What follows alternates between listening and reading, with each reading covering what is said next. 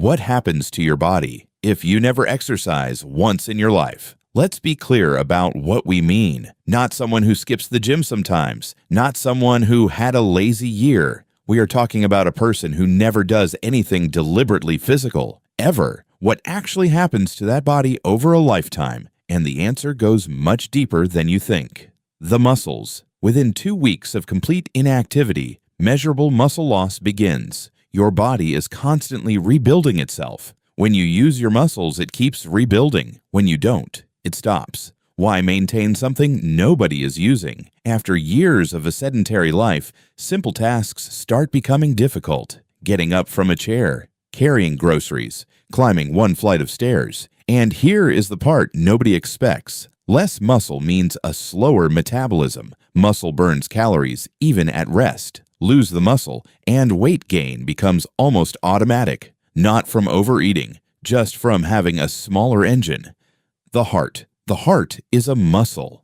And like every muscle, it responds to how much work it's asked to do. A person who never exercises has a heart that never gets pushed. Over time, it becomes less efficient. The resting heart rate climbs. The heart works harder just to do its basic job. A trained athlete might rest at 40 beats per minute. A sedentary person sits at 80 to 100, their heart hammering away constantly, just to keep up with lying on a sofa. Over a lifetime, that adds up.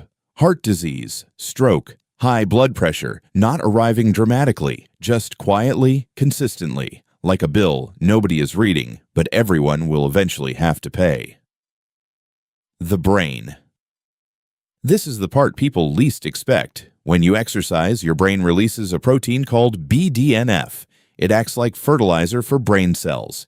It helps neurons grow, connect, and survive. It directly affects memory, learning, and mood. A person who never exercises has chronically low BDNF. Studies show sedentary people have measurably smaller hippocampi, the part of the brain most linked to memory. Cognitive decline arrives earlier. The risk of dementia increases significantly. One of the most consistent findings in neuroscience over the last 20 years is that exercise protects the brain in ways no drug has ever replicated. And the mental health side is just as serious. Exercise releases dopamine, endorphins, and serotonin, the chemicals most linked to mood and emotional stability. Without exercise, you run low on all of them. Sedentary people have dramatically higher rates of depression and anxiety. Not slightly higher, dramatically. The joints and bones. Here is the irony people who avoid exercise love to miss. Many people don't exercise because they think it will hurt their joints.